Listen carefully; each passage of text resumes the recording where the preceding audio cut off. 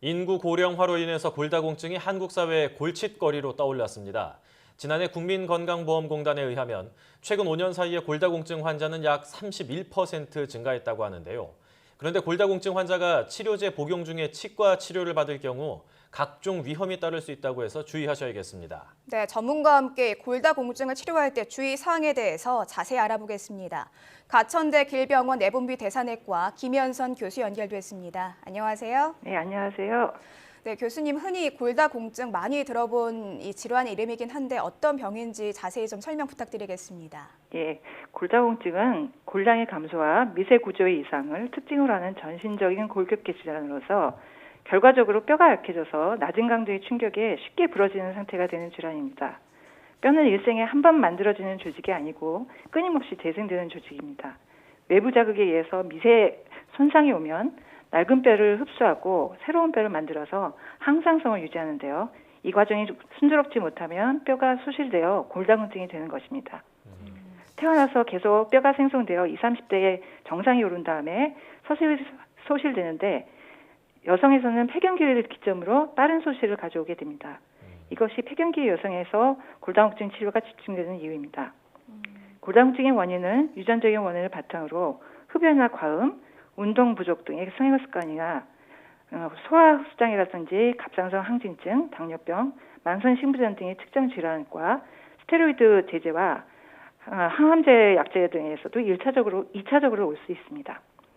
골다공증만으로는 증상은 없습니다만 각종 골절이나 척추 골절에 의한 요통으로 삶의 질이 떨어질 수 있고 특히 임상적으로 위험한 대퇴부 골절은 많이는 1년 내에 사망률이 30%에 이른다고 합니다. 보통 이제 골다공증이라고 하면은 그냥 뼈가 약해진다라고만 생각했는데 대퇴부 골절이 사망률이 상당히 높다는 얘기를 들으니까 좀 충격적인데요. 예. 근데 이 골다공증 약을 복용하고 있을 때 치과에서 이를 빼거나 치료를 받는 게 위험할 수 있다. 사실 잘 납득이 안 되거든요. 어떤 이유 때문인지 좀 자세하게 설명 부탁드립니다. 예, 이제 비스포스에틴 약제에 관련된 턱뼈 괴살 때문입니다. 골다공증을 치료하기 위해서 치료하는 약제가 골흡수 억제제와 골 형성 촉진제로 복용하게 되는데요. 말 그대로 골흡수 억제제는 뼈를 흡수하는 걸 막아주는 약이고 후자는 뼈를 재생하는 돕는 약입니다. 근데 우리나라나 전 세계적으로 주로 사용하는 작물은 비스포스네이트로 강력한 뼈 흡수 억제제입니다. 근데 비스포스네 같은 이런 강력한 골흡수 억제제를 사용하는 경우에 치과 치료 도중 턱뼈가 노출되거나 구강내나 구강외에 누공이 8주 이상 지속되는 경우를 턱뼈 괴사라고 합니다. 비스포스네 같은 약제는 턱뼈를 약하게 만들고 심지어는 확률은 좋지만 괴사를 초래하는 것으로 알려져 있기 때문에 약제로 인해 턱뼈에 영향이 있는지라 치과 치료할 때 무리를 치료는 받았을 때는 회복이 느리거나 턱뼈에 이상을 주거나 턱뼈 괴사를 갖출 수 있기 때문에 치과 치료에 위험이 있을 수 있습니다. 그래서 주의를 필요로 합니다. 네, 이 골다공증 환자 같은 경우에는 치과 치료를 받을 때 좀 더 신중하게 좀 주의해야 할 필요가 있을 것 같습니다. 네, 그렇다면 이 골다공증 약을 복용했을 때 구체적으로 좀 어떤 부작용이 우려되는 겁니까? 어떤 약제나 부작용은 있습니다. 예를 들어서 이제 골다공증 치료제 여성 호르몬제를 드시는 경우에는 유방암이나 자궁암이 좀 더 온다고 돼 있고요. 유방 호르몬제나 아니면 선택적 에스트로겐 수용성 조절제라는 약이 있는데요. 이걸 장기 복용하실 때는 정맥 혈전증의 위험도도 올 수 있다고 합니다. 여기서 요즘에 주목되는 것은 이제 이런 그 부작용보다는 요즘 흔히 사용하는 비스포스네이트 부작용이 가장 이슈가 되고 있는데요. 턱뼈 괴사나 비전형성 대퇴부 골절 등입니다. 턱뼈 괴사는 발생 빈도가 고용량을 쓰시는 경우에 조사됐을 때 암 환자에서 1 내지 10%는 보고 있지만 골다공증 환자에서는 10만 명 중 1명 내지 10명 정도로 드문 것으로 알려져 있습니다.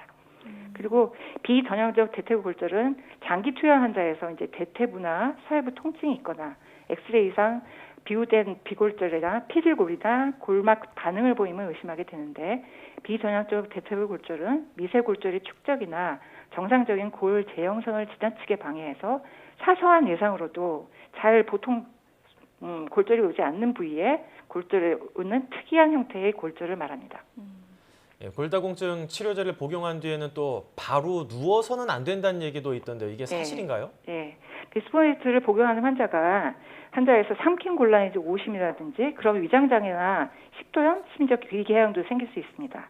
적은 양을 물과 함께 복용하시면 하고 바로 누우시게 되면 자주 발생할 수 있기 때문에 비스포스네이트는 또 흡수도 잘 되는 약이 아니거든요. 그래서 꼭 빈속에 드셔야 되고 복용 후에는 한 컵 이상의 물을 충분히 드셔야 되며 30분 내지 1시간 동안 누우시면 안 됩니다. 네, 뭐 골다공증을 치료할 때 좀 주의해야 할 사항에 대해서 짚어보고 있는데 그렇다고 이 골다공증을 치료하지 않고 방치하면 더 위험할 것 같은데 어떠십니까? 예, 우리나라 이제 50대 여성 골다공증 환자의 과반수 이상 그리고 70대 환자 대부분이 이 골다공증이라는 삶의 질이 많이 떨어집니다. 네. 골다공증은 골절이 발생하기 전까지는 특별한 증상으로는 없으므로 잘 모르고 지내시는 경우가 많은데요. 나이가 많아질수록 골증이 발생하는데 그 척추골절이 가장 흔하게 발생하며 한 50%는 이분들도 증상이 없습니다. 근데 골절이 발생하고 난 다음에는 다시 한번 또 골절이 올 수 있는 재골절의 위험도가 크게 증가합니다. 대퇴부 골절은 발생하면 절반이 이전처럼 옛날처럼 이렇게 잘 걸을 수가 없게 되고요. 절반 정도. 25%는 요양시설이 있어야 된다고 그러고 심지어 아까도 얘기 드렸지만 1년 내 사망률이 20-30%에 이른다고 합니다. 그 유방암 환자의 사망률과 거의 같다고 하기 때문에 그 골다공성 골절의 발생은 예방하는 데 치료가 중요하다고 생각합니다. 네, 골다공증에 걸리게 되면 이제 삶의 질이 많이 떨어질 수 있으니까 치료를 해야 될 것 같은데 사실 골다공증이 걸렸을 때 치과 치료를 하는 것도 좀 중요하다고 생각을 하거든요. 치과 치료도 안 하면 삶의 질이 많이 떨어지지 않습니까? 이 두 개가 같이 걸렸을 때는 어떻게 해야 좋을까요? 일단은 이제 먼저 알아두셔야 될 게 약을 먹고 계신 게 꼭 비스포스네이트는 아니라는 걸 알고 계셔야 돼요. 환자분들은 다 똑같은 약이라고 생각하는데 좀 다를 수 있거든요. 그 환자분이 복용하는 약을 먼저 확인하셔야 되겠고 우리나라에도 이게 대한 골다사학회나 대한구강학 안면외과학회에서 치료 지침이 나와 있습니다. 권장하는 치료 지침은 비스포스네이트를 복용하는 골다공증 환자, 특히 이제 당뇨병이나 고혈압 환자, 치주 질환이 있거나 뭐 틀니레시스나 이런 분들은 치과 치료를 미리 권장하고 있고요. 이런 그 임상적인 위험도가 없는 경우에 약제를 갖다가 그 비스포스네이트를 4년 이하로 쓰신 경우에는 굳이 치과 치료 계획을 바꿀 수는 없고요. 다만 처방한 주치의와 의논해서 조금 이제 좀 불안하시면 다른 약을 바꾸거나 아니면 용량을 조금 줄여보시거나 중단을 고려할 수 있습니다.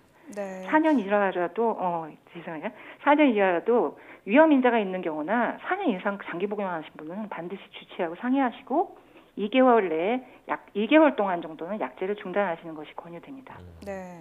무엇보다 주치의와 잘 상의를 해서 결정하는 게 중요할 것 같네요. 네. 그렇다면 이 밖에도 이 골다공증 치료를 할 때 우리가 꼭 지켜야 하는 주의사항 같은 게 따로 있을까요? 네. 골다공증 환자 대부분이 이제 권장하는 그 예방 방법이 있습니다. 대개 성인은 하루에 1200mg 정도의 칼슘을 권장하는 편이고요. 비타민은 하루 800IU 정도 그럼 섭취를 권장합니다. 이거는. 그리고 가벼운 외상에도 골절이 생길 수 있기 때문에 골 강도를 증가시키기 위해서는 낙상을 예방하기 위한 근형 감각이라든지 근력을 강화시켜주는 운동 등을 필요로 합니다. 그 어지럼증을 유발할 수 있는 약물은 좀 피하셔야 되겠고, 뭐 가구나 전기기구 정리, 뭐 아주 간단해 보이지만 실내 조명 키우는 것도, 조명을 밝히는 것도 이런 것도 그 골다공증에 많은 도움이 된다고 합니다. 그리고 과도한 음주나 뭐 당연히 금연은 하셔야 되겠고요. 운동은 하루 30분 이상, 주 3회 이상 하는 것이 좋다고 합니다. 네. 어떤 질병이든 예방이 제일 중요하니까요. 앞서 짚어주신 것들 잘 지키는 게 중요할 것 같고요. 또 이 치과 치료를 병행해야 할 경우에는 좀 더 주의를 하는 게 필요할 것 같습니다. 네, 지금까지 가천대 길병원 내분비 대사내과 김현선 교수였습니다. 오늘 말씀 잘 들었습니다. 네, 감사합니다.